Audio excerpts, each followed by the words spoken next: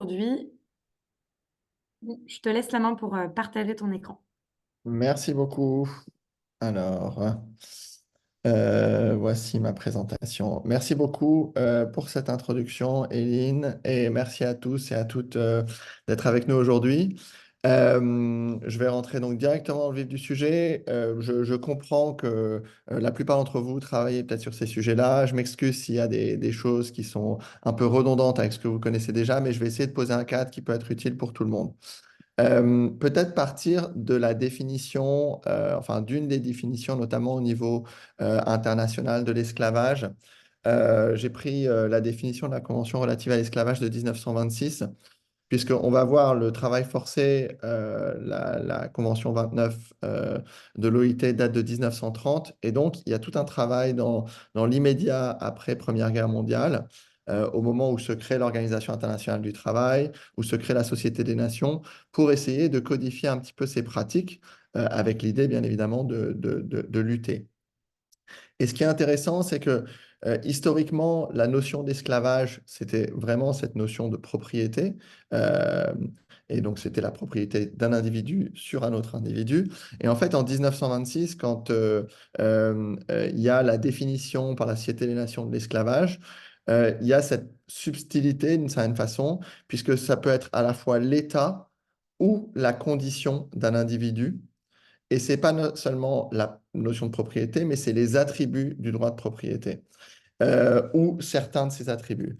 Et notamment, quand on regarde la question de parfois cette confusion ou cette proximité sémantique entre l'esclavage dit moderne ou les formes contemporaines d'esclavage et le travail forcé, il y a beaucoup qui se joue autour de cette question de la condition de l'individu. C'est-à-dire que vous n'êtes pas nécessairement propriété d'une autre personne, vous n'avez pas l'état de propriété, mais vous avez des attributs qui peuvent vous donner cette condition-là, notamment parce que vous êtes sous une forme de dépendance économique ou presque d'une certaine façon de propriété économique. Lorsqu'on vous confisque vos salaires et que l'on vous menace de ne pas vous les payer si vous n'obéissez pas à certaines règles ou à certaines pratiques, eh bien, on va tout de suite voir une certaine porosité entre des choses qui relèvent traditionnellement du travail forcé et des choses qu'on pourrait assimiler d'une certaine façon à un concept d'esclavage. Donc voilà, ça, 1926, la définition de l'esclavage,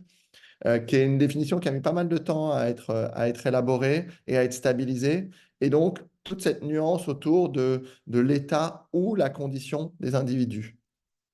À la même période, enfin quelques années après, on a la définition du travail forcé, sachant qu'il est déjà question de travail forcé aussi dans la Convention relative à l'esclavage. Euh, Cette définition de l'OIT, elle pose trois éléments importants. Donc la notion de travail ou de service, hein, donc on est bien dans le champ de l'activité pour un tiers, sous forme de travail, sous forme de service. Et après, deux idées clés. Euh, la menace d'une peine, donc travail forcé serait tout travail ou service exigé d'un individu sous la menace d'une peine, quelle que soit cette menace, et pour lequel le dit individu ne s'est pas offert de son plein gré. Alors, la définition est parfois un petit peu alambiquée dans sa présentation, puisque souvent, en fait, quand on présente le travail forcé, on parle du caractère involontaire pour démarrer. Donc, l'individu ne s'est pas offert de son plein gré. C'est cette dimension de caractère involontaire. Et ensuite, c'est le fait qu'il y a l'existence d'une contrainte, d'une menace, qui fait que on va arriver à maintenir des personnes. Il y a quelques années, un rapport qui avait été fait sur le travail forcé, qui était intitulé Tricked and Trapped. Donc, on va essayer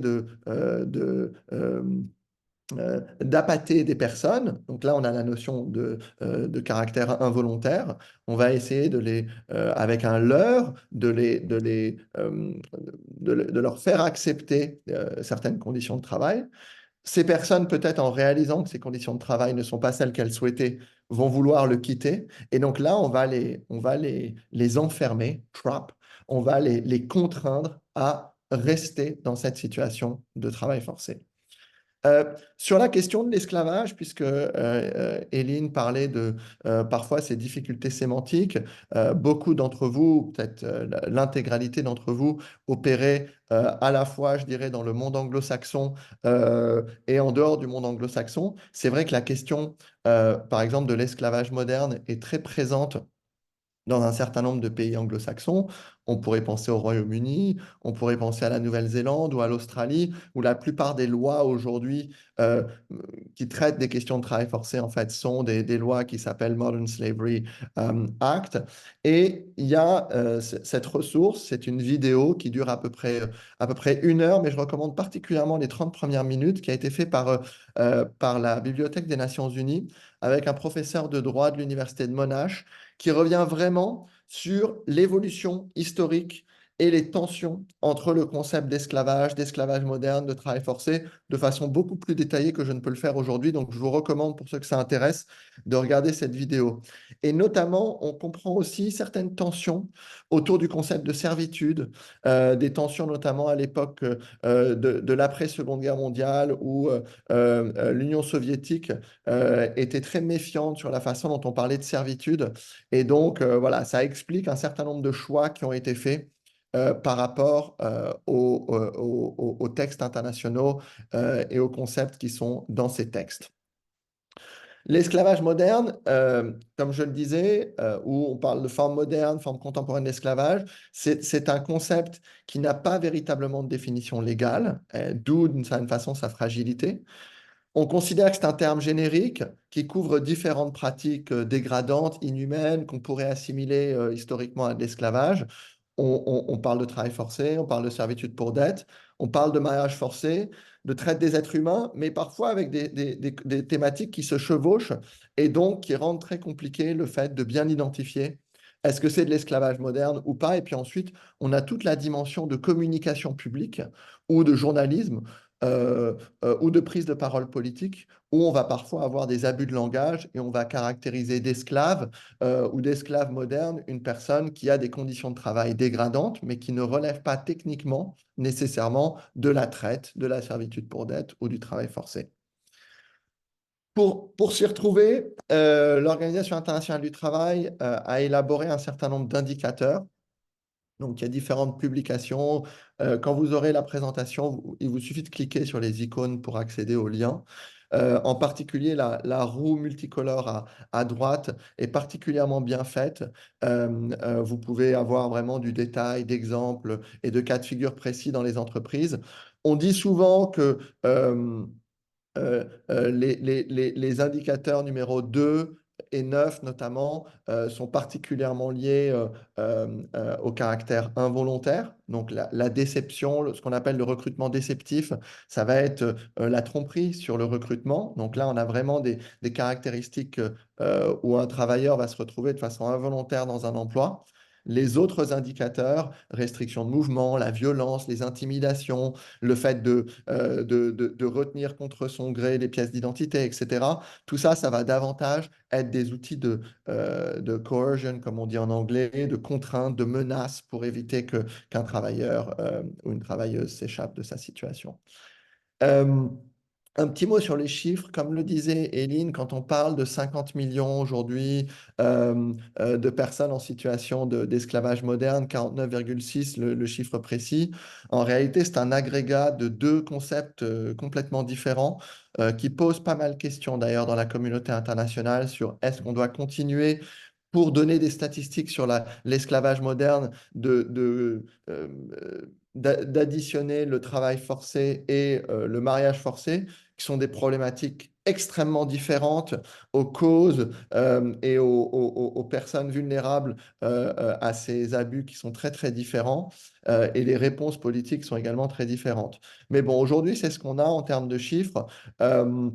Sachant que le travail forcé est l'agrégat en réalité de trois types de travail forcé. Le travail forcé dans l'économie privée, qui peut être voilà, l'exploitation par le travail, l'exploitation sexuelle commerciale qu'on distingue dans les chiffres, et puis le travail forcé imposé par l'État. Euh, et donc, ce qu'il faut retenir, je dirais, de ces chiffres, c'est que c'est un phénomène en croissance En croissance aussi bien en chiffres absolus, donc sur les 5 années qui se sont séparées, les deux dernières estimations, on a eu une augmentation de 25 à près de 28 millions de personnes, mais c'est aussi en chiffres relatifs, hein, la prévalence augmente. Le gros du sujet se situe au niveau de l'exploitation économique, hein, à peu près 2 tiers du travail forcé. Vous pourrez parcourir ces slides peut-être à votre propre rythme. Ici, je vous ai mis dans les estimations mondiales ce qu'on considère comme les principales causes du caractère involontaire. Donc voilà, ça peut être les heures supplémentaires, mais des heures supplémentaires pour lesquelles les personnes n'ont pas accepté. Donc là, on a un caractère involontaire dans la nature du travail. Euh, le travail qui est différent de celui qui avait été proposé lors de l'étape de recrutement, etc. Et ça, c'est très utile en termes ensuite de diligence raisonnable. Vous avez dans les estimations mondiales à la fois des estimations de l'importance de ce caractère involontaire par rapport aux autres, mais vous avez aussi l'exposition, la vulnérabilité par genre, avec finalement des vulnérabilités qui peuvent être assez différentes par genre et qui ensuite, en termes de politique de remédiation, peuvent laisser imaginer des approches différentes en fonction de la nature de ses employés ou des employés de sa chaîne d'approvisionnement. Il y a le même travail qui a été fait sur les mécanismes de contrainte. On va contraindre par le fait de ne pas verser les salaires, ce qu'on appelle le vol ou la confiscation de salaire, les menaces, la dette et le fait de jouer sur la dette, etc. Donc vous avez tout le détail ici. D'autres éléments chiffrés qui sont importants, c'est les profits qui sont générés par le travail forcé. On estime que c'est la troisième industrie criminelle au monde, derrière le trafic de drogue et le trafic d'armes. Donc c'est une industrie extrêmement lucrative qui à la fois est en hausse en termes les profits illégaux qui sont générés par le travail forcé, principalement sous forme de salaires qui ne sont pas versés. Donc c'est plutôt des économies qui sont faites, mais qui représentent quand même des formes de profit. Et on a aussi une augmentation à l'échelle mondiale du profit par victime. Donc on estime qu'une victime de travail forcé va générer à peu près 10 000 dollars de profit. Quelques enjeux pour terminer, c'est un phénomène en croissance. Donc, comme je l'ai dit, hein, il y a eu les effets du Covid notamment qui ont accru la vulnérabilité. Et pour moi, c'est une vraie question pour les entreprises. Comment se fait-il que, alors que les entreprises se saisissent de plus en plus de ces enjeux, on ne constate pas de progrès en termes de lutte contre le travail forcé? Bien au contraire. C'est un phénomène global. Aucune région n'est épargnée. Il existe du travail forcé en Europe. On peut penser à l'industrie du transport, par exemple, des poids lourds, chauffeurs poids lourds, où il est notoire qu'il y a un certain nombre de situations de travail forcé. Il en existe ailleurs. C'est aussi global dans la mesure où il y a cette interdépendance et cette interconnexion globale par les chaînes de valeur. Donc, les consommateurs européens peuvent être liés à du travail forcé dans d'autres pays, mais ça, c'est des sujets que vous connaissez bien. C'est transversal. Il y a des disparités par secteur, hein, principalement l'industrie, le secteur des services, l'agriculture, mais finalement, c'est quelque chose qu'on peut retrouver dans quasiment tous les secteurs économiques. On a un cadre juridique, notamment, qui n'est pas statique sur la question du travail forcé. Je pense notamment au protocole 29. Euh, on aurait pu imaginer, il y a une dizaine d'années, que l'Organisation internationale du travail élabore une nouvelle convention sur le travail forcé. Le choix qui a été fait, ça a été plutôt de mettre à jour la convention 29 à travers un nouveau protocole qui s'appelle le protocole 29 et qui, dans certains espaces, notamment, crée de nouvelles obligations par la ratification de ce protocole ou de nouvelles pratiques qui sont intéressantes à avoir à l'esprit pour vous. Euh, Enfin, je ne m'appesantirai pas trop là-dessus parce que Aziz en parlera bien davantage que moi et bien mieux. Les travailleurs migrants sont particulièrement vulnérables, hein. On a des personnes qui sont vulnérables et qui, quand on les a dans sa chaîne d'approvisionnement ou dans ses employés, bah, il faut être très vigilant à ça. On estime qu'aujourd'hui, les travailleurs migrants adultes sont 3 fois plus vulnérables que le reste de la population au travail forcé. Et enfin, en termes de principes et droits fondamentaux au travail, vous savez que le travail forcé fait partie des 5 principes et droits fondamentaux au travail. Euh, il y a vraiment cette idée qu'il y a une interconnexion très proche entre le travail forcé et parfois le fait de ne pas pouvoir jouir des autres principes et droits fondamentaux. Et je pense en particulier à la liberté syndicale et la négociation collective. Je m'excuse, j'ai un petit peu cavalé. Je m'arrête ici et si vous avez des questions, n'hésitez pas à les poser. Je vous remercie.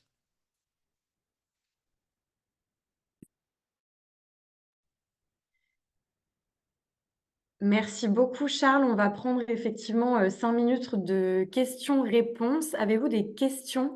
Vous pouvez utiliser la fonctionnalité lever la main. Vous pouvez aussi écrire directement dans le chat.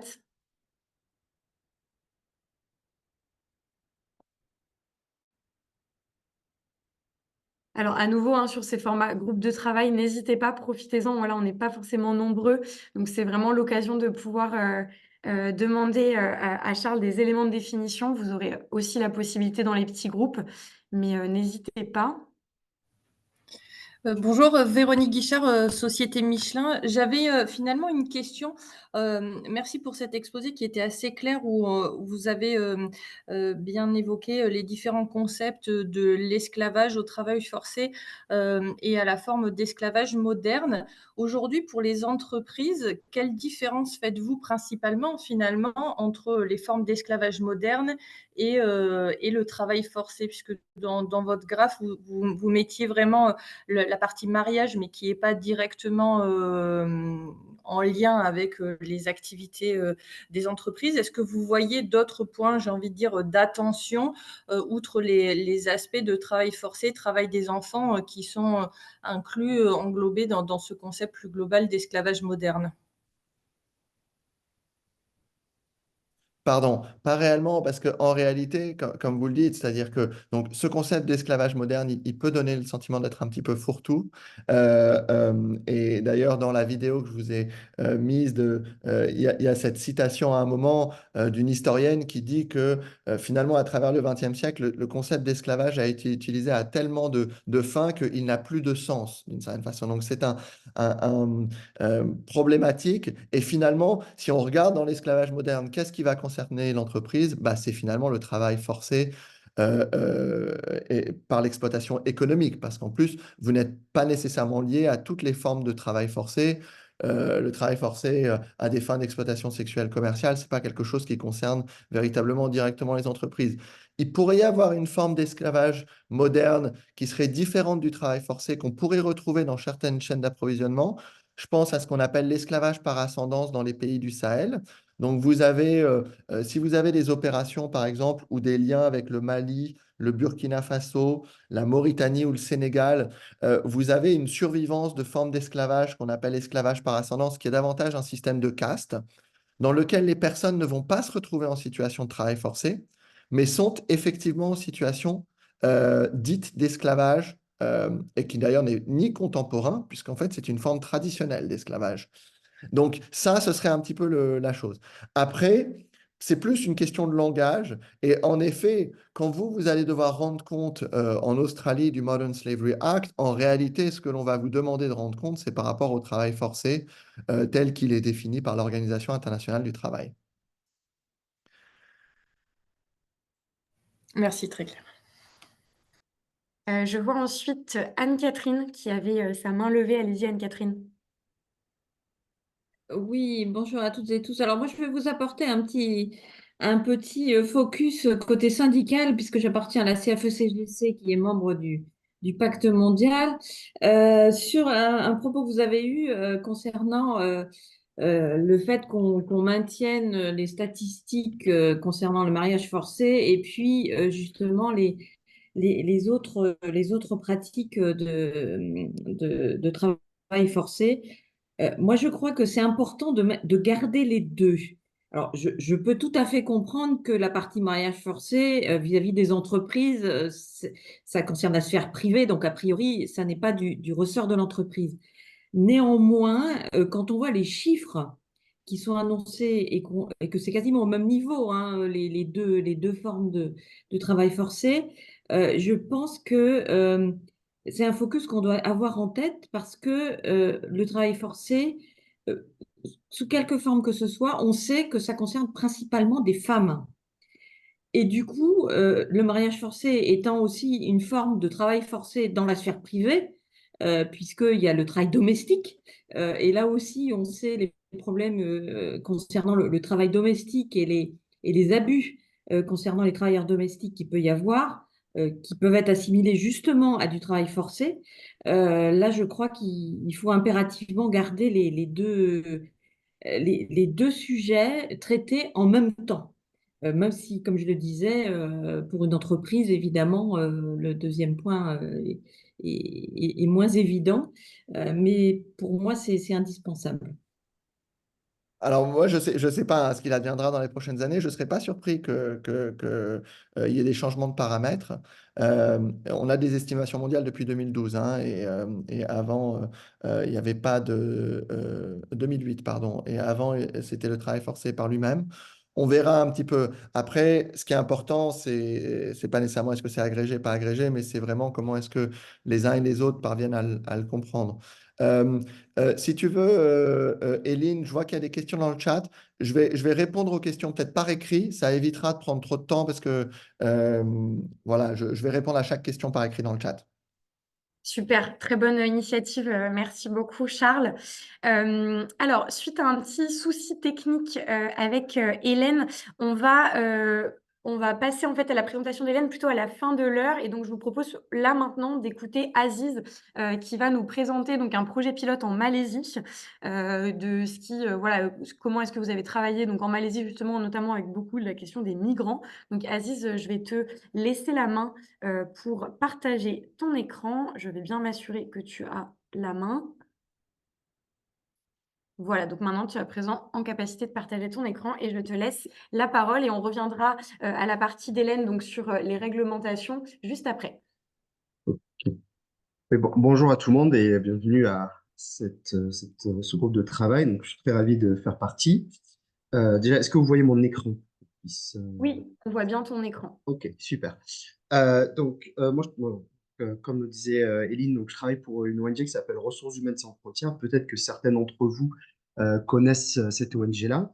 Ça fait plus de 20 ans qu'on travaille sur le terrain pour prévenir les risques de travail forcé et de travail des enfants dans les chaînes d'approvisionnement.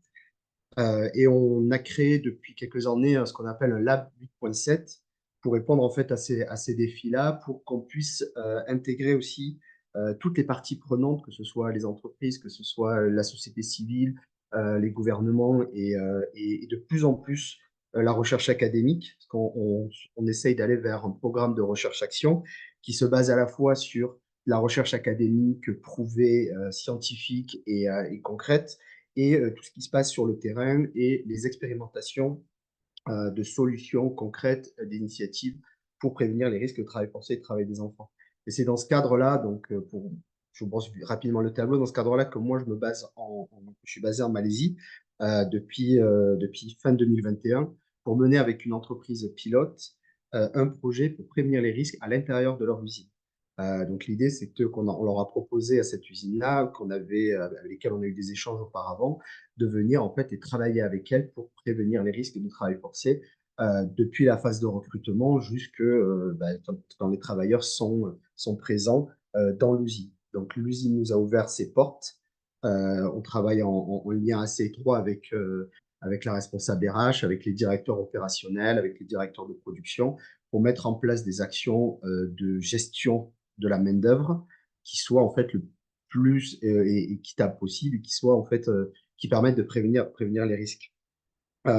Rapidement, en fait, la Malaisie, peut-être que certains d'entre vous connaissent, la Malaisie, c'est un pays où donc il y a un besoin de main-d'œuvre. C'est un pays qui s'est développé depuis ces 40, 50 dernières années et qui s'est développé sur un besoin enfin, qui s'est développé sur des industries avec beaucoup de main-d'œuvre. Ce soit l'industrie manufacturière, que ce soit l'huile de palme, que ce soit les VA, c'est des industries qui sont demandeuses de beaucoup de main-d'œuvre. Et de plus en plus, les locaux ont délaissé un petit peu ces emplois, ce qu'on dit les 3D, Dirty, Dangerous, Difficult. Et donc, ils ont fait appel à des travailleurs étrangers qui viennent principalement du Népal, d'Indonésie, Bangladesh, j'en oublie d'autres. Donc, ils viennent en fait remplir ces emplois-là. On estime qu'il y a à peu près 2 millions de travailleurs étrangers en situation régulière et entre 2 et 4 millions en situation irrégulière. Donc, il y a vraiment, on estime que c'est à peu près entre 20-25% de la population active qui est étrangère. Et en fait, pourquoi les locaux, en fait, c'est intéressant de voir aussi pourquoi les locaux, en fait, ne veulent plus faire ces emplois-là. C'est qu'on est en fait, c'est un agrégat de plusieurs facteurs. Le premier, c'est qu'il y a un taux de chômage qui est assez faible. Donc, il y a de l'emploi, il y a de l'emploi. Donc, c'est aussi lié aussi au fait que le niveau d'éducation s'est élevé de plus en plus. Donc, les gens, les travailleurs, les Malaisiens veulent plutôt aller sur des emplois de services. Et surtout, il y a un manque d'attractivité des bas salaires. Ce que j'ai remarqué, c'est que certains Malaisiens acceptaient les mêmes types d'emplois, que ce soit dans l'industrie, que ce soit dans l'agriculture, dans des pays étrangers, dans des pays, par exemple, il y a beaucoup de personnes qui vont à Singapour pour faire exactement les mêmes types de métiers opérateurs dans des usines pour 3 à 4 fois le salaire. Donc, il y a vraiment une attractivité du salaire. Donc, et ça permet aussi, le fait de faire venir les travailleurs étrangers, ça permet aussi de maintenir un coût salarial moindre plutôt que d'augmenter les salaires pour attirer les locaux. Et in fine, il y a un dernier facteur qui fait que la population féminine travaille très peu, donc de plus en plus, mais à peu près 60% des femmes travaillent, ce qui est en comparaison des hommes à 80%, et ce qui est aussi, si on compare avec d'autres pays, beaucoup moindre que la population, enfin voilà, donc il y a un manque de travail, enfin les femmes ne travaillent très peu. Voilà, donc voilà un petit peu pour le contexte rapide de la Malaisie. Je suis ravi de répondre à des questions s'il y en a. Euh, c'est vrai. Alors moi, je vais plutôt me focaliser sur la route migratoire et notamment depuis le Népal. Parce qu'en fait, pour moi, les situations de travail forcé, elles commencent depuis la phase de recrutement et depuis le début, en fait, du moment où le travailleur a décidé de partir travailler à l'étranger. Donc, je suis parti au Népal 3 fois depuis 2021 pour étudier les routes migratoires, pour assister à des entretiens, enfin des process de recrutement, échanger avec les différents parties prenantes, que ce soit la société civile ou directement les travailleurs, et également les familles de travailleurs. Donc, ça me permet d'avoir un panneau assez large de ce qui se passe. Et en fait, on s'aperçoit, enfin, c'est assez compliqué en 15 minutes de tout résumer, mais déjà, je vais prendre le troisième point, c'est que la motivation des travailleurs, c'est qu'on est dans un pays où en fait, il y a très peu d'emplois, très peu d'opportunités d'emploi décents dans le pays. Donc, il y a un mot qui revient très souvent dans toutes mes études, mais que ce soit au Népal, en Indonésie, aux Philippines ou dans d'autres pays où j'ai pu me rendre, il y a un mot qui me revient très souvent de la part des travailleurs, c'est ce mot de désespérer. Et donc, leur seule solution, leur seule alternative, c'est de partir à l'étranger, souvent, quel que soit le prix, parce voilà, ils accepteront n'importe quoi à partir du moment où ils peuvent avoir un emploi à l'étranger. Donc, le Népal était quand même un pays un pays principal d'origine des travailleurs migrants et qui viennent en fait des zones très rurales. Donc, quand j'ai eu des entretiens avec certains travailleurs, ils peuvent mettre à peu près 24 heures, 48 heures pour se rendre aux entretiens. Parce que tout se passe à Katmandou. Et donc, du coup, et les villageois, les travailleurs viennent de certains villages très éloignés. Donc, il y a vraiment un processus qui est centralisé et qui aussi entraîne des coûts, qui entraîne des problématiques aussi d'accès à l'information. Donc, c'est-à-dire que quand on est dans un village au fin fond de Népal et qu'on a besoin de chercher un emploi, en fait, on va passer par des intermédiaires, des gens qui ont cet accès à l'information. Et cet accès à l'information, elle est très cruciale pour moi parce que c'est ce qui va c'est ce qui se monnaie. C'est là où on va commencer en fait à payer. Un travailleur va aller voir une personne dans son village en disant je veux partir à l'étranger, est-ce que tu connais quelqu'un? Et donc là, il va y avoir une forme de transmission d'argent pour accéder à cette information-là. Souvent, ce sont des intermédiaires qui ont qui ont pignon sur rue, etc. Donc, qui vont récolter de l'argent directement des travailleurs pour mettre en relation avec les agences qui sont basées à Katmandou. Et ce que je me suis aperçu, c'est que cette pratique n'est pas une pratique qui est vue comme étant mauvaise, mais c'est une pratique qui est vue comme étant, on va dire, traditionnelle, culturelle. Et c'est un peu, on m'a souvent dit ce mot de token of appreciation, c'est-à-dire qu'on va remercier la personne qui a cette information-là. Et donc, ce que disait Charles juste avant, c'est que quand on prend il y a différents critères et les différents indicateurs du travail forcé et la définition, on s'aperçoit qu'il y a 2 points principaux. C'est qu'il y a donc le numéro 2 des indicateurs qui était la deception, donc tout ce qui était le consentement des travailleurs. Et en fait, dès la phase de recrutement, on va avoir ce côté-là de est-ce que le travailleur s'est offert de son plein gré, entre guillemets, si on reprend la définition, et on voit qu'en fait, il y a un consentement des travailleurs migrants qui est tronqué. Il est tronqué parce qu'ils ne reçoivent pas toutes les informations sur les conditions de recrutement, de travail, de vie, et certaines conditions sont modifiées tout au long de la phase de recrutement, et voire même quand ils arrivent. Donc, on va leur promettre, par exemple, un emploi payé tant dans l'industrie manufacturière, parce que ça attire les personnes. Mais au final, quand ils arrivent, on change leur contrat, donc ce qu'on appelle la substitution de contrat, et ils vont travailler dans la construction ou dans le secteur des plantations.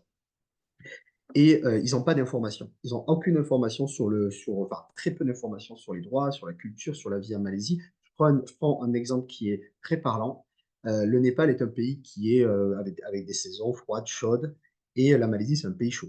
Et donc, les travailleurs, en fait, quand ils arrivent, ils ont pas cette habitude de boire, parce que quand il fait chaud, voilà, on boit. Sauf que là, ils sont arrivés, ils ne buvaient pas, et ils ont dû aller à l'hôpital parce qu'ils étaient déshydratés. Tout simplement parce qu'on leur a pas informé, ils n'avaient pas cette notion-là du simple fait que, bah, en fait, la Malaisie est un pays chaud, il faut s'hydrater, etc., surtout quand on est dans une usine. Donc, et tout ça, ça se base sur un manque d'information, un manque de transmission de connaissances. Et c'est vraiment sur un petit point assez simple, mais qui entraîne en fait des conséquences de santé pour les travailleurs. Puis après, la signature du contrat est souvent signée en anglais, voire en malais, et peu de temps avant le départ. Donc généralement la veille, on va leur signer leur contrat. Donc si toutes les conditions qu'on leur avait promis à changer, bah, ils n'ont plus forcément le temps de devoir changer, parce que de changer, de négocier. Donc du coup, ils sont obligés de partir avec un contrat qui ne correspond pas du tout à ce qu'on leur avait promis. Donc le côté plein gré n'y est plus. Alors pourquoi on va mentir aux travailleurs? Pourquoi on va leur donner une information tronquée? Le premier point, c'est qu'on va, ce que je disais, on va les tourner vers des travailleurs, vers des secteurs moins attractifs, comme la plantation, comme la pêche, etc. Ou alors, l'objectif, c'est de soutirer, et j'en parle juste après, plus d'argent aux frais de recrutement. Si on leur promet un travail, ce qu'on appelle de qualité, bah, en fait, la personne va investir un peu plus. Donc, si on leur dit qu'ils vont gagner 500, 600, 700 euros par mois, bah, ils seront capables de mettre un peu plus d'argent que si on leur disait qu'ils allaient gagner 200 ou 300 euros par mois. Donc, c'est une manière aussi de contraindre le travailleur. Donc, j'y viens sur la deuxième partie, sur la contrainte des travailleurs migrants dès le début, dès la phase de recrutement, et qui va se dérouler avec cette histoire de servitude pour dette. C'est-à-dire que les frais de recrutement sont souvent payés par les travailleurs. Et donc là, je vous ai mis différents types de frais qu'on peut avoir. Selon mes études, ça peut correspondre entre 6 mois et 1 an de salaire entre le Népal et la Malaisie. C'est-à-dire que sur un contrat de 2 ans, entre 6 mois et 1 an vont être pour rembourser les frais de recrutement. Donc, on a des frais qui vont être plutôt des frais administratifs, légaux, le visa, le passeport, etc. Les frais de service des différents intermédiaires et des agences de recrutement, les voyages à l'intérieur du pays et vers la Malaisie. Il faut savoir aussi que, comme je le disais, comme ils viennent de ces zones rurales, ils empruntent souvent de l'argent avant même d'avoir le poste. C'est-à-dire que moi, quand j'ai discuté avec des travailleurs qui candidataient pour des postes, pour un petit peu comprendre un peu leur parcours, ils m'ont dit qu'ils avaient emprunté de l'argent qui correspondait à peu près à la moitié, voire un mois de salaire. juste pour pouvoir en fait se payer, avoir le droit de candidater à l'emploi. Et donc, du coup, il y a ces frais de recrutement qui sont payés, ça entraîne un endettement. Donc, ils vont contracter des prêts, alors pas dans des banques traditionnelles, souvent chez des usuriers en fait illégaux, voire des voisins, etc., avec des taux qui peuvent aller jusqu'à 36% par an. Donc là, on est vraiment dans une situation de servitude pour dette. Et en plus de ça, donc qui sont des frais, on va dire, logiques, légaux, qui sont induits par le recrutement, on a des pratiques illégales comme la corruption. Donc, je pense que je ne vous apprends pas en disant que j'en prends rien en disant que la Malaisie et le Népal sont des pays qui sont corrompus à beaucoup de niveaux. Et donc, il y a tout ça qui s'ajoute aussi à la charge des travailleurs. Et puis, on a ce qu'on appelle les rétrocommissions. C'est-à-dire qu'une entreprise va commissionner une agence de recrutement pour aller recruter des travailleurs et l'agence va récupérer de l'argent des travailleurs et une partie de cet argent va repartir vers les managers, soit en forme de cash, soit en forme de voyage payé en business class ou d'hôtel 5 étoiles, de repas gargantuesques, etc., etc. Donc ça, c'est des choses qui sont assez courantes. Et in fine, en fait, tout ça, en fait, ces frais-là vont s'ajouter et ils vont développer une contrainte sur les travailleurs parce que quand ils arrivent, en fait, ils ont une dette qui correspond à 6 mois, un an de salaire qu'ils doivent rembourser. Et donc, ça va restreindre leur liberté de mouvement. Et donc, ça va leur donner en fait une espèce de menace, entre guillemets, qui n'est pas forcément la même menace qui était décrite en 1930, mais qui contraint en fait les travailleurs à, à, à faire des travaux, de faire des heures supplémentaires excessives, etc., etc.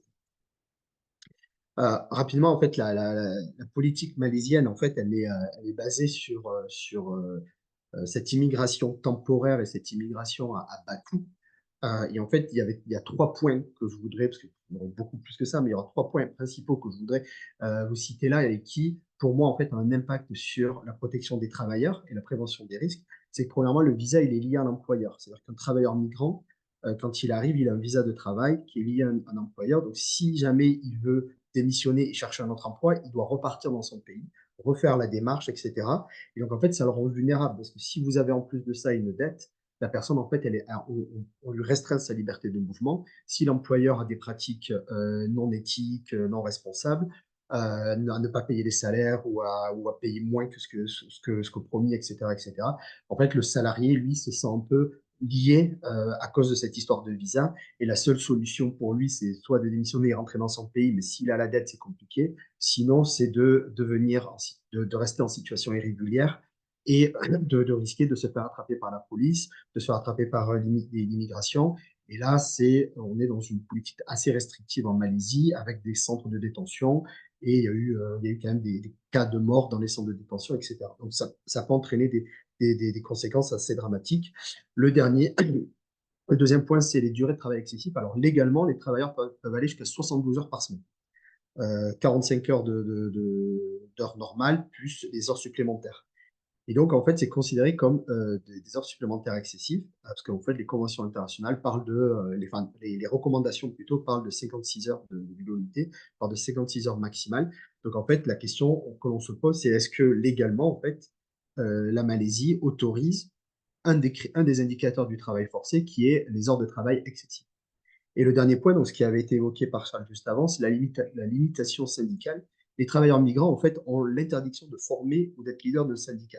Ils peuvent être membres d'un syndicat, mais ils ne peuvent ni le former, ni être leader d'un syndicat. Quand vous avez dans une entreprise 90%, voire plus de la population ouvrière qui est étrangère, du coup, vous restreignez la liberté syndicale de fait, légalement, de à peu près 15 à 20% de la population active en Malaisie. Donc, voilà, donc ça fait partie aussi des critères. Donc, je rebondis avec ce que disait Charles juste avant. Donc, sur le projet, pareil, je ne vais pas rentrer dans le détail, mais sur le projet, on a ce qu'on a mis en place rapidement, c'est qu'on a mis en place un recrutement équitable qui a permis d'éliminer les frais, qui a permis d'améliorer la dissémination d'informations. Et je le vois entre la première et la deuxième, enfin, entre les premiers recrutements qui ont été faits et les derniers, on sent quand même qu'il y a un changement qui a été fait, notamment en termes de conscience, enfin de confiance des travailleurs. On les a sentis beaucoup plus ouverts, beaucoup plus à l'aise quand ils sont arrivés, parce qu'en fait, on a été présent. On a été présent en Malaisie, au Népal et en Indonésie pour aller discuter avec les candidats. On a discuté avec certaines de leurs familles également. Donc, on a permis en fait à créer un lien de confiance dès la phase de recrutement avec les travailleurs. Euh, on a mis en place un comité, alors légalement, on ne peut pas créer de syndicat, mais un comité de représentants avec des leaders migrants et locaux. Et on est en train de former pour améliorer le dialogue social. Et le dernier point dernier point important pour moi, c'est qu'on a adapté les tâches à risque au profil des travailleurs, qui sont souvent jeunes et sans expérience. Souvent, on a des travailleurs qui ont aucune expérience, qui sont jeunes, qui ont entre 18 et 20 ans. Par exemple, quand on a fait des entretiens de recrutement en Indonésie, on avait à peu près 220 personnes.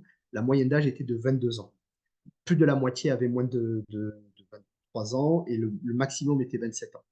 Vous imaginez une jeunesse, et donc et puis il y a un changement, un changement entre le fait qu'ils soient dans leur village, au Népal, en Indonésie, et qu'ils arrivent dans une usine en Malaisie avec des normes complètement différentes. Il y a au-delà juste des aspects de tâches d'activités, il y a aussi tout un aspect mental, d'un accompagnement psychologique qui est assez important.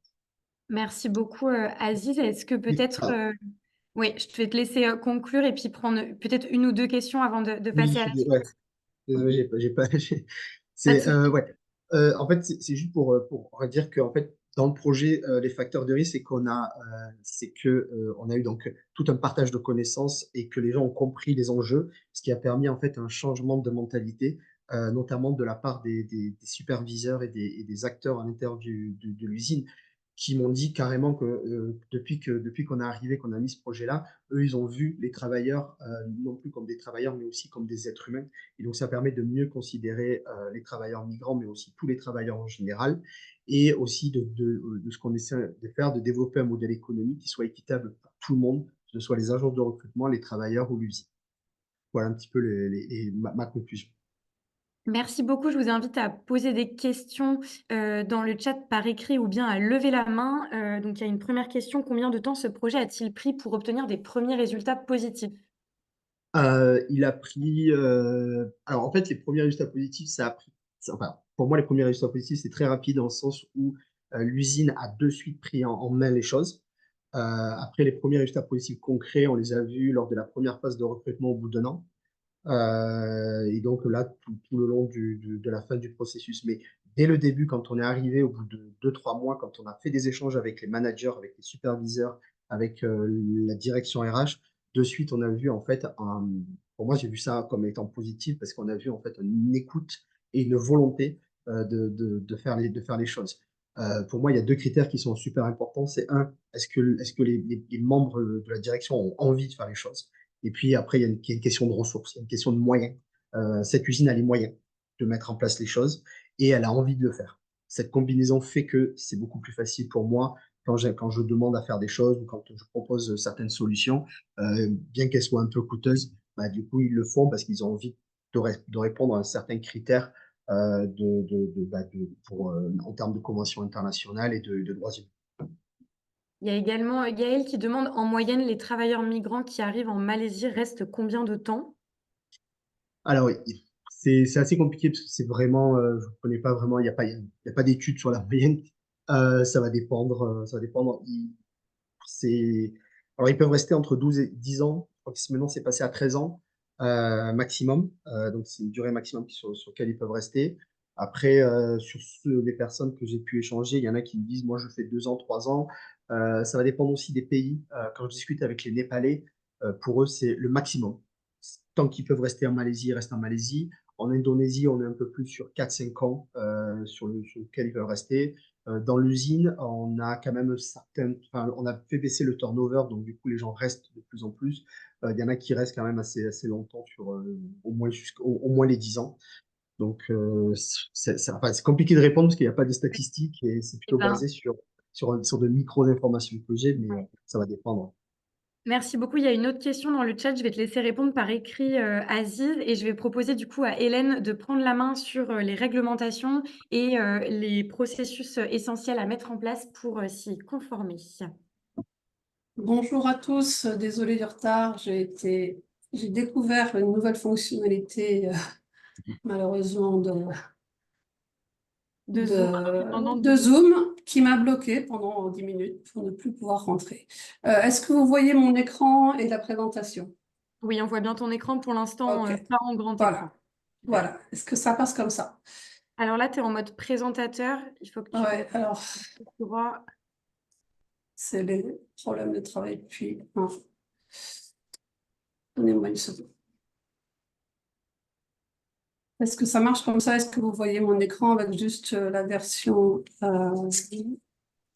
Charge. Est-ce que comme ça, vous voyez les slides simplement? Oui, c'est bon. OK. Désolée, je découvre un nouvel environnement de travail. Donc, je suis Hélène Durand-Gervais. Je travaille chez Human Rights Watch depuis 1 ou 2 mois maintenant. Et le système qu'on a dans le bureau n'est pas forcément idéal, visiblement. Donc, c'est une organisation qui est créée depuis 50 ans. On couvre plus de 100 pays sur lesquels on a des chercheurs ou des recherches qui sont spécifiques. La base de la méthodologie du Human Rights Watch est d'enquêter sur les allégations de violation des droits humains, d'identifier les responsables, d'exposer publiquement ses conclusions et de plaider pour le changement auprès des décideurs politiques pour que les choses puissent s'améliorer.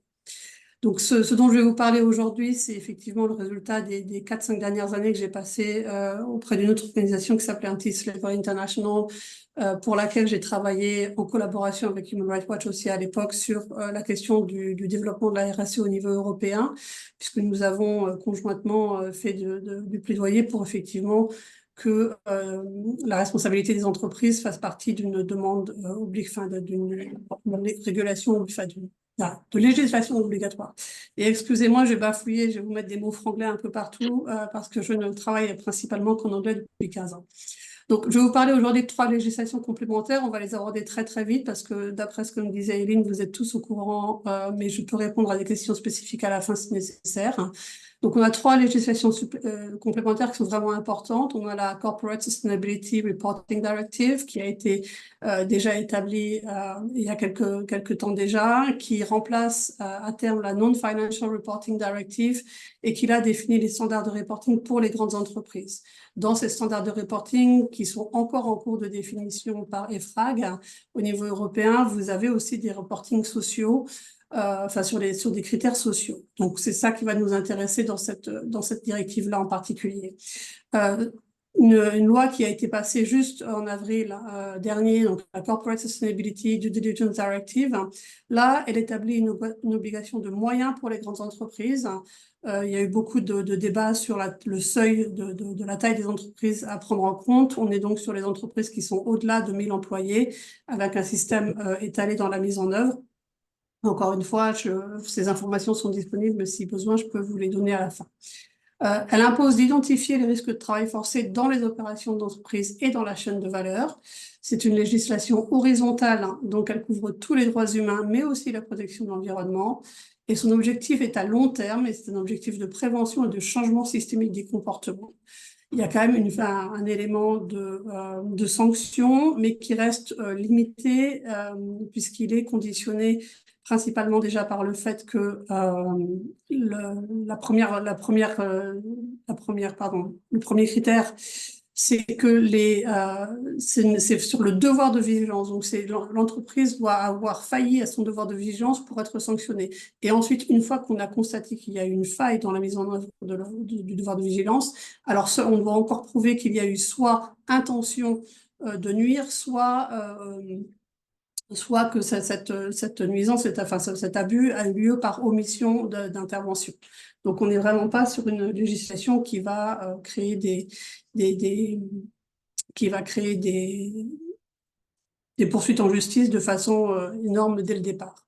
Et la troisième législation, donc, c'est la Forced Labor Regulation, le règlement sur le travail forcé, qui, elle, établit une obligation de résultat. Donc, elle a véritablement un caractère dissuasif et elle établit des enquêtes et des sanctions qui sont produits par produit. Donc, on est vraiment sur un processus où on doit démontrer sur chaque produit que dans la chaîne de valeur, dans la chaîne de production, il y a eu, à un moment ou à un autre, l'utilisation du travail forcé pour que ce produit soit interdit. Celui-là, je l'ai laissé dans les slides, mais je vous laisserai le regarder. C'est les connexions entre la CSRD et puis la NFRD pour que vous puissiez avoir NFRD pour que vous puissiez avoir une vision de quand est-ce que vous allez devoir, selon les grandes entreprises, faire votre reporting. Donc, aujourd'hui, on m'a demandé de parler en particulier des mesures opérationnelles à mettre en œuvre dans la mise en place de la lutte contre le travail forcé. Un tout petit rappel, et je vais me concentrer effectivement sur cette deuxième étape de l'identification des risques dans le processus de diligence de l'OCDE. On va se concentrer sur effectivement cette partie qui est l'identification et l'évaluation des impacts négatifs, en particulier la cartographie de la chaîne d'approvisionnement et des relations d'affaires, et ensuite la notion effectivement d'identifier et d'évaluer les risques potentiels ou réels qui sont liés à vos activités, aux produits ou aux services de l'entreprise. La priorisation est quelque chose dont je ne parlerai pas aujourd'hui parce que ça nous prendrait trop de temps, mais je vous invite à vous référer effectivement à ce document de l'OCDE qui identifie tout le processus de diligence. Pour l'identification des risques de travail forcé, on a quelques éléments essentiels. Le B.A.B.A., le début de tout, ce sera la cartographie de la chaîne d'approvisionnement jusqu'au niveau des matières premières.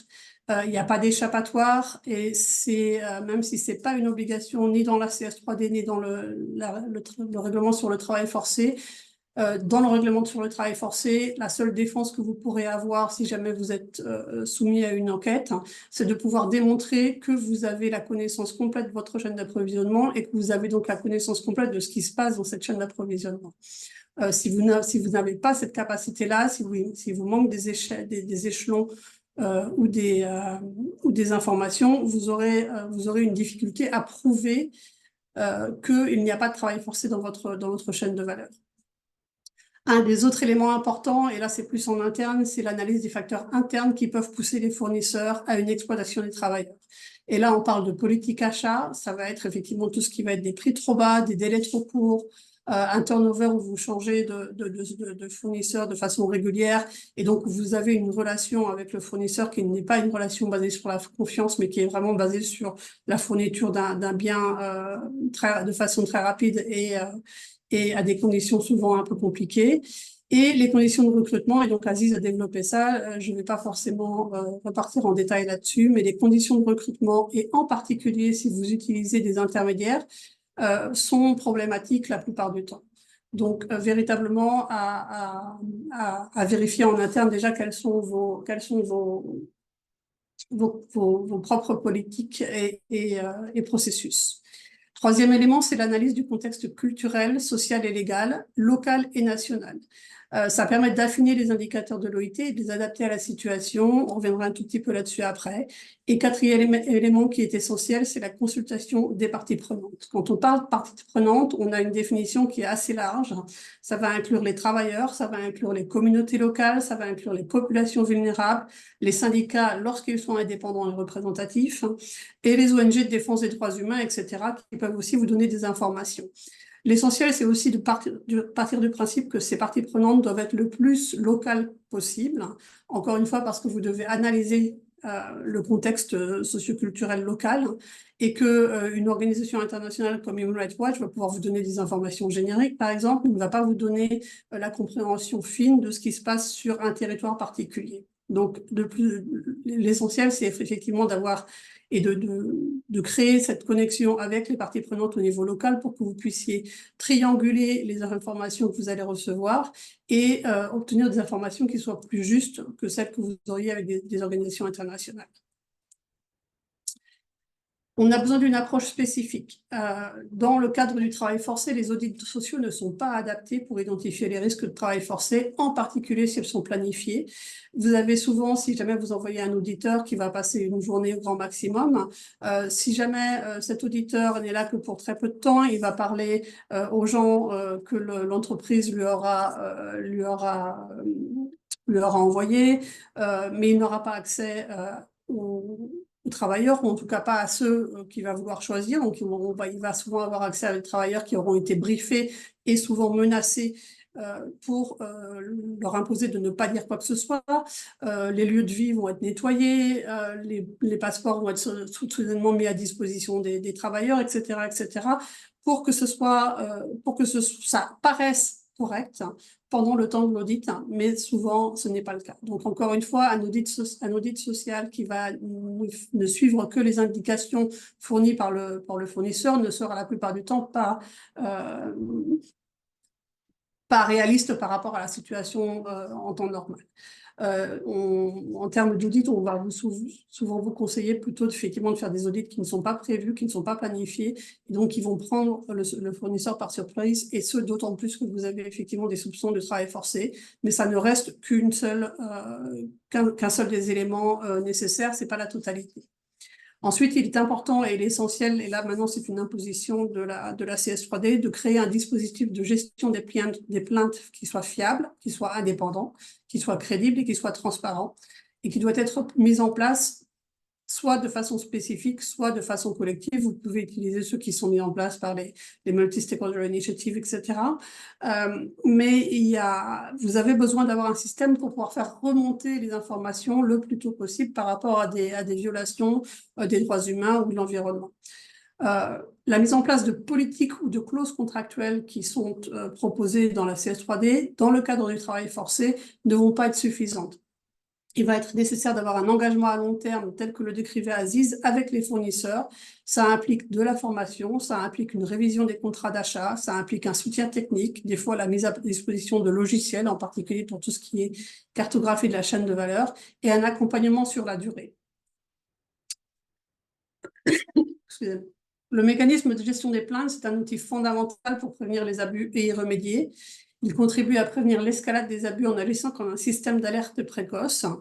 Une des expériences dont j'ai entendu parler, effectivement, c'est que vous avez une entreprise en France qui s'appelle Ulula, qui a mis en place tout un système, par exemple, où ils vont mettre en place un mécanisme de gestion des plaintes.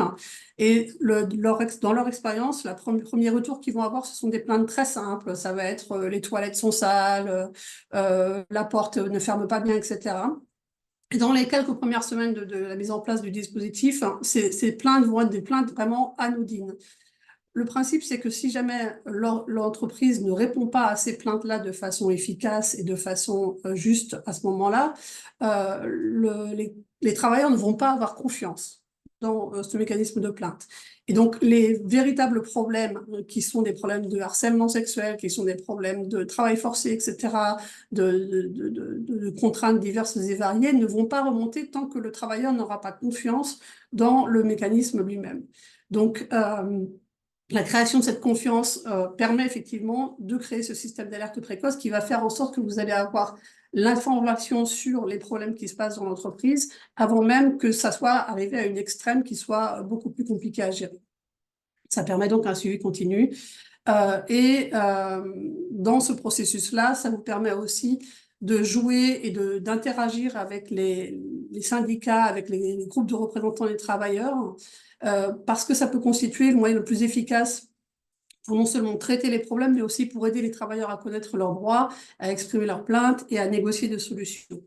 Encore une fois, tout va dépendre du contexte local et national, donc à voir au niveau des législations qui sont autorisées. Et les mécanismes de gestion des plaintes ne peuvent être efficaces que s'ils aboutissent à une réparation effective. À l'inverse, les travailleurs peuvent voir leur situation se dégrader si le recours n'est pas garanti. Donc, véritablement, la réparation est là très, très importante. Encore une fois, ce tableau-là, je vous l'ai mis principalement pour que vous le lissiez à la fin, mais les facteurs de risque sont multiples. Et je vous invite donc à regarder ça. Dans les principaux, vous allez avoir des vulnérabilités qui sont souvent systémiques, des femmes, des migrants, des minorités culturelles, mais aussi tout contrat qui va être temporaire va être souvent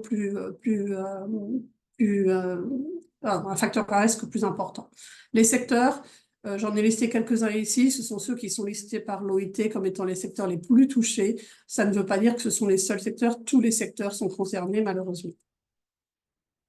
Au niveau des risques géographiques, on va avoir 4 facteurs principaux qui permettent de déterminer comment évaluer les risques dans un pays donné. Vous avez des informations sur les problèmes identifiés et l'incidence du travail forcé. Vous avez la présence de populations ou de communautés vulnérables à l'esclavage. Donc, on a parlé effectivement avec Charles des conditions historiques et des systèmes de caste. Vous avez effectivement les personnes réfugiées, vous avez les migrants, mais vous avez aussi les personnes qui sont déplacées à l'intérieur de leur propre pays pour des raisons de pauvreté ou d'autres, ou pour des raisons de plus en plus de changement climatique, par exemple.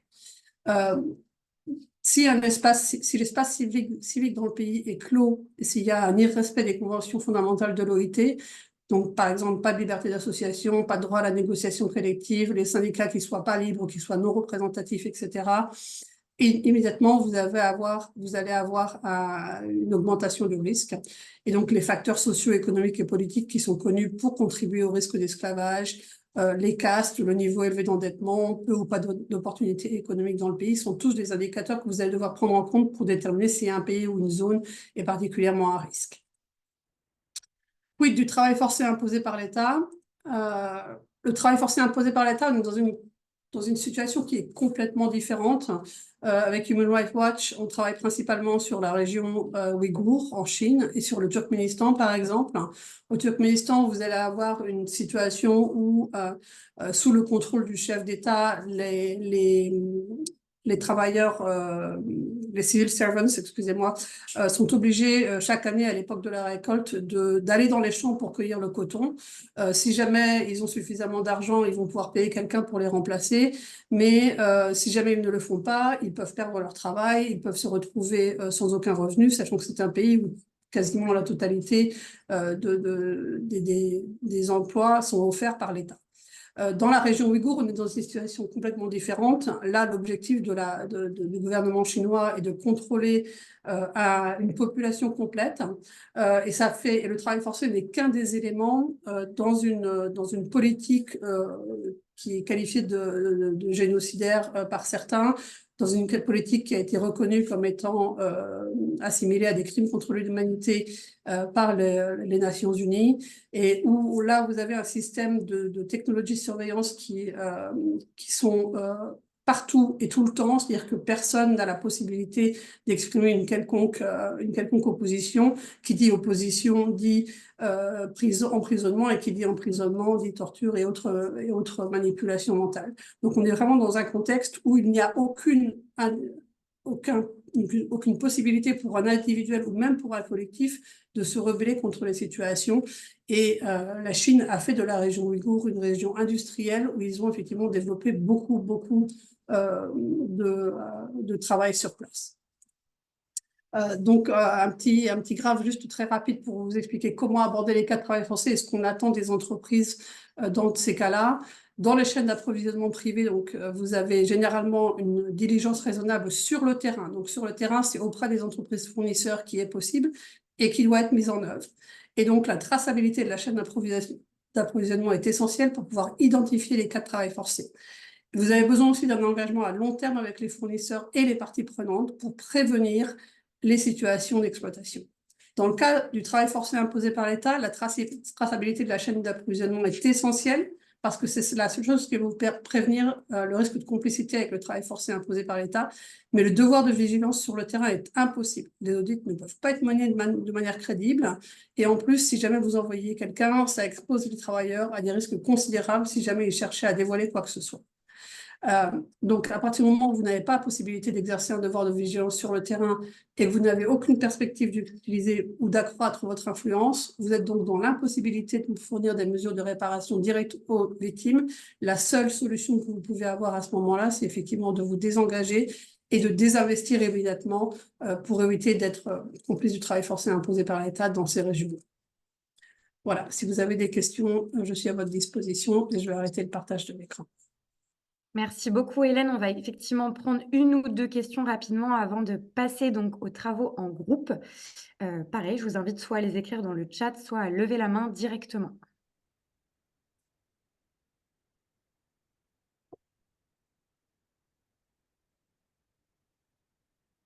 Oui, allez-y Valérie.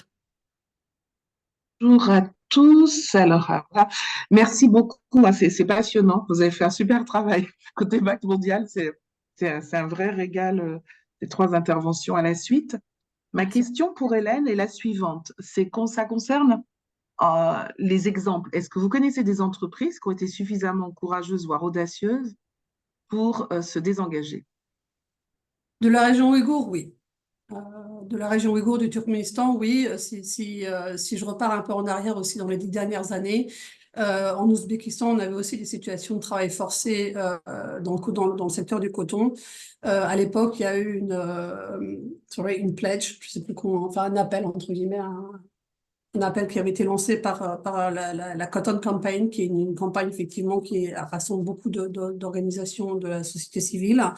Et suite à cet appel, il y a eu plus de 300 entreprises qui se sont engagées à complètement sortir de la relation commerciale avec l'Ouzbékistan, ce qui a poussé le gouvernement à effectivement changer la situation sur le terrain. Il y a 1 ou 2 ans de ça, on était parti du principe qu'il n'y avait plus de travail forcé en Ouzbékistan. Malheureusement, ça revient un peu, mais on est dans une logique où effectivement, c'est le seul moyen dans ces pays-là de créer une pression suffisante pour pouvoir faire en sorte que le gouvernement prenne en compte, la nécessité de changer ses pratiques. Merci. Valérie, vas-y. Oui, bonjour. Moi, ma question, elle était plutôt sur les panneaux solaires, dont on sait qu'il peut y avoir des sujets de polysilicium ouïghour. Mm. Nous, typiquement, enfin, faut se le dire quand même, hein, sur la supply chain des panneaux photovoltaïques, se priver de la Chine, c'est arrêter l'activité, hein. Donc, nos fournisseurs chinois, effectivement, nous disent pas de problème, c'est sans Ouïghour. Il y en a qui le proposent, il faut savoir, hein, il y a des offres aujourd'hui Ouïghour free, hein, carrément, c'est plus cher, mais ça existe. Mais en fait, on n'a aucune garantie que ce soit vrai. Là, moi, ma question, elle est que l'entreprise, enfin, elle peut pas arrêter son activité, donc enfin, la balle, elle est un peu au niveau aussi de l'Europe, quoi, de réinvestir, de proposer une alternative. Et aujourd'hui, il n'y en a pas. Alors, j'ai beaucoup travaillé sur la question du travail solaire. Moi, j'ai beaucoup travaillé avec l'organisation qui s'appelle European Solar Manufacturing Initiative, Ouais. ESMC, Ouais. donc c'est quelque chose comme ça, qui rassemble Ouais, je connais. effectivement des producteurs qui sont, eux, basés en Europe. On est tout à fait d'accord que les prix sont complètement incomparables. On Enfin, n'est pas il y a du tout très sur peu la de choses. même... Voilà. Vous avez aussi une Mm. entreprise américaine, mais dont on m'a dit qui s'appelle oui, j'ai oublié le nom. Solar First, qui, Oui, mais elle, le propose une polysilicium, autre... voilà, c'est ça, une mais le autre polysilicium, il vient de technologie, Chine mais quand qui est... même, hein. D'accord. D'après eux, non. Mais et Bah, encore une fois, si, voilà. si, si. Mais bon, eux, non, ont une autre technologie qui utilise du verre, d'après ce que j'ai compris, qui ne nécessite pas de faire un sourcing qui vient de la région ouïghour. La question des panneaux solaires, elle est effectivement complexe. On est sur une situation où la Chine est dans une situation de monopole quasi totale. Vous avez aussi une réserve de panneaux solaires qui ont déjà été importés en Europe et qui sont vendus à des prix extrêmement bas, donc extrêmement difficile de concurrencer ça. Et j'ai suivi un peu, mais parce que c'est pas mon domaine, enfin, c'est pas mon domaine et c'est pas mon mandat de travailler là-dessus de façon super précise, mais j'ai suivi un peu les discussions Mm. qu'il y avait effectivement au niveau de l'industrie et de la demande d'un soutien beaucoup plus fort de la part par l'Union européenne. Ce que fait l'Union européenne en ce moment, c'est effectivement d'essayer de créer des taxes supplémentaires, de créer un système de contrôle. Et clairement, dans la négociation sur le règlement sur le travail forcé, les panneaux solaires ont été vraiment au cœur de la discussion et au Mm. cœur de la réflexion aussi. Donc oui, non, c'est pas facile. Oui, ça va coûter cher. On n'est pas, mais on n'a pas de solution parfaite pour l'instant encore. Et, Mais par contre, excusez-moi, oui. Géry, quand vous m'avez dit que là, vous aviez des offres Ouïghour Free, excusez, voilà, Bah oui, bah il y a oui, rien de créé. mais Enfin, il y a rien de bah, bien créé. sûr. Hmm. Mais en fait, vous pouvez pas vous priver de Chine. Et surtout, surtout, moi, ce qui m'interroge aussi, c'est que les appels d'offres qui sont faits par les villes, par des émanations administratives, hein, les appels d'offres des collectivités locales et tout, vont au moins cher. Il n'y a absolument aucune demande qui émane de l'administration, ça ne peut pas venir que des entreprises. Il y a aussi de l'incitation à faire qui vient des Ouais, États et des émanations de l'État jusqu'au niveau des collectivités locales.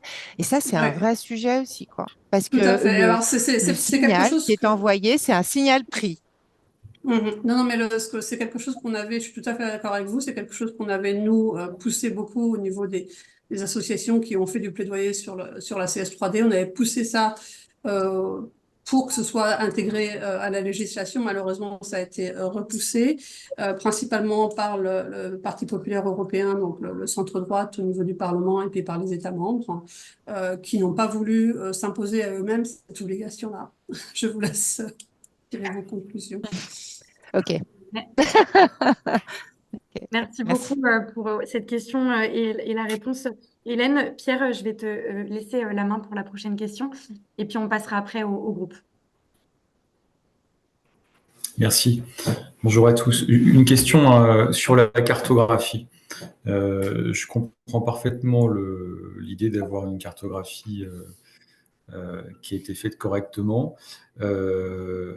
Simplement, d'un point de vue pratique, sur le travail forcé, comment une boîte, alors moi, je travaille pour Thales, donc il y a des activités alors, qui ne sont pas forcément les plus exposées, mais enfin, on se doit de faire l'exercice et on pourrait avoir des surprises. Mais un exercice approfondi sur des secteurs d'activité diversifiés, concrètement, au-delà des index pays, comment vous faites? Alors, il y a de plus en plus d'entreprises qui proposent des On peut pas solutions on peut techniques. pas au-delà des... Il y a de plus en plus d'entreprises qui vont Oui. proposer des solutions techniques qui vous permettent de faire ce travail de cartographie de façon progressive. Encore une fois, ça se fait pas du jour au lendemain. Vous avez aussi des initiatives. Il y en a une qui s'appelle Open Supply Hub, par exemple, qui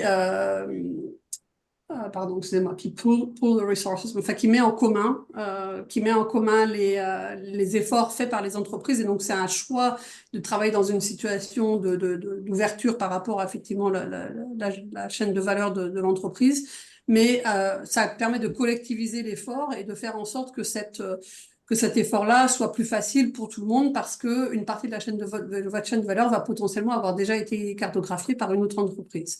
Vous avez bien sûr toutes les multi-stakeholder initiatives, toutes les business associations, tous les sector initiatives qui vont pouvoir effectivement vous mettre à disposition aussi ce genre de cartographie. Je sais qu'on a beaucoup travaillé avec CSR Europe, avec RBA, qui ont leur propre système en interne justement pour partager ces données entre les membres de leurs associations.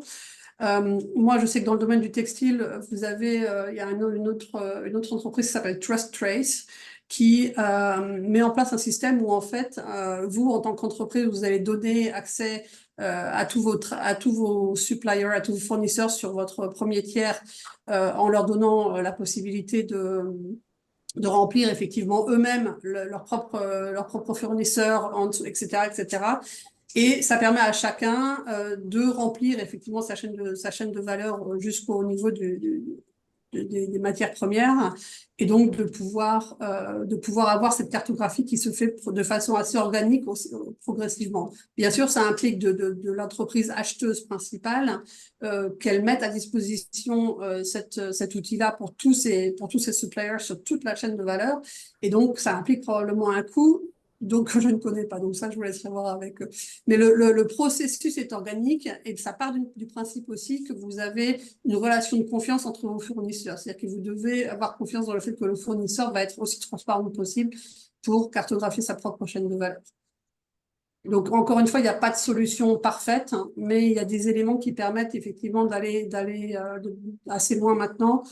J'ai envoyé à Hélène une liste de sources. Alors, c'est absolument pas la totalité parce que j'ai compilé ça assez rapidement hier et avant-hier. Mais il y a des exemples d'entreprises qui ont réussi à cartographier la totalité de leur chaîne de valeur. Après, plus vous simplifiez votre chaîne de valeur, plus vous créez des relations de long terme avec les fournisseurs et plus vous avez une relation de confiance qui se crée avec ces fournisseurs-là, plus c'est facile aussi. Merci beaucoup pour ces éléments de réponse. Effectivement, donc, les 3 intervenants m'ont, adressé une liste de ressources que je vous enverrai, après, l'atelier et surtout, là, on va faire la répartition par groupe et de chaque groupe, je ressortirai une petite fiche pratique de ce qui est ressorti, dans le travail de groupe pour que, voilà, vous n'allez pas avoir la possibilité, de voir les 3 groupes, mais au moins vous verrez ce qui est ressorti, de ces travaux de groupe. Donc, on va passer donc à cette répartition. Donc, vous allez être libre de rejoindre le groupe que vous souhaitez. On a, dépassé sur le temps, suite notamment à un petit problème technique, au début qui est passé inaperçu, mais qui a bien eu. Donc on a, malheureusement, on n'aura pas le temps de faire un changement de groupe. Donc je vais vous inviter à rejoindre le groupe qui vous intéresse le plus, en sachant que de toute façon, dans les 3 groupes, vous allez pouvoir aborder, voilà, plusieurs sujets. Donc pour rappel, vous allez avoir, un premier groupe sur les mesures d'identification, donc comment bien identifier le travail forcé, donc avec Aziz. Vous allez avoir un deuxième groupe sur les différents rôles de chacun dans l'entreprise avec Charles. Et donc, je dirais que l'avantage du groupe avec Charles, c'est que vous allez pouvoir à la fois aborder des mesures d'identification, mais aussi des mesures de remédiation. Le fait de pouvoir aborder les différents rôles dans l'entreprise de chacun va vous permettre de pouvoir aborder, tous les sujets. Et enfin, dans la dernière salle, la salle 3, les mesures de remédiation, donc avec Hélène. Donc je vais vous, laisser vraiment un temps de travail assez long, donc de 25 minutes, pour travailler sur ces sujets-là, où vous allez donc travailler sur des problématiques et des solutions proposées. Et vous allez être aussi, contributrice en tant qu'entreprise, puisque vous allez pouvoir partager certaines bonnes pratiques. Je sais parmi vous il y en a certains qui ont des bonnes pratiques à partager. Donc voilà, vous allez pouvoir, le faire. Et je vais laisser à chaque fois donc les animateurs, animer le sujet. Donc je vais ouvrir les salles qui vont s'afficher sur vos écrans et c'est à vous de choisir dans quelle salle vous allez, aller. Donc normalement, vous avez sur l'écran, qui s'affiche donc salle 1, salle 2 et salle 3 et je vois que certains commencent déjà à rejoindre les salles. Là, je ne vois pas, moi, en fait. Donc je vous dis à tout à l'heure. On se retrouve d'ici 25 minutes en plénière.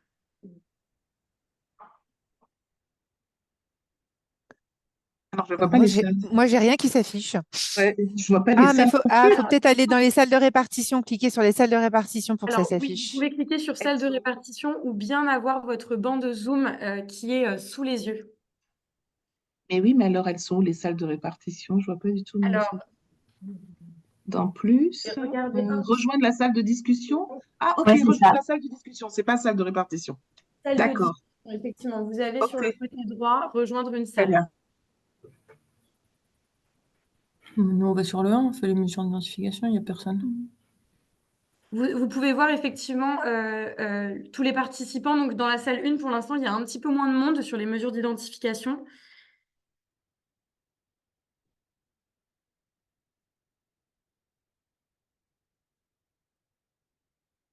Oui, donc pour ceux qui restent, effectivement, il y a un peu moins de monde dans la salle 1. Donc bah, très bien, ça s'équilibre, super. Alors, il reste donc Véronique, Paul-Louis, Grégoire. Est-ce que vous arrivez à accéder donc aux salles?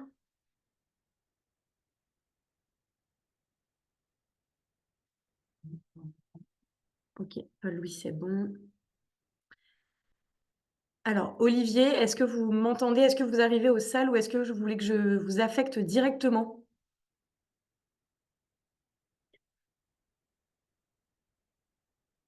Olivier, est-ce que vous m'entendez? Il doit être déconnecté. Oui, je vous entends.